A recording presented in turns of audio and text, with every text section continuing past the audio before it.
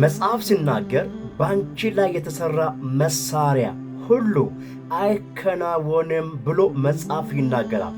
በናዝሬቱ በጌታ በኢየሱስ ስምና ሥልጣን ስማችሁ ተወስዶ፣ ልብሳችሁ ተወስዶ፣ ዕውቀታችሁ ተወስዶ፣ ገንዘባችሁ ተወስዶ በሰሜን፣ በምስራቅ፣ በደቡብ፣ በምዕራብ ላይ የተደገመ ድግምት እግዚአብሔር አፈርሳለሁ ብሎኛል።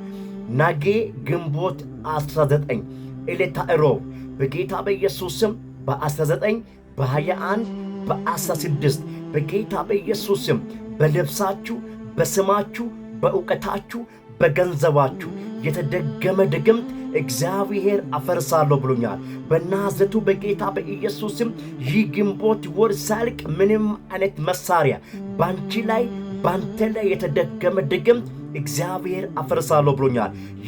ይህ ቪዲዮ በፍጥነት ወደ እናንተ ከመጣ በኮሜንት ሰክሽን ላይ ሪሲቭ አድርጉ። በጌታ በኢየሱስ ስም ሆኖላችኋል።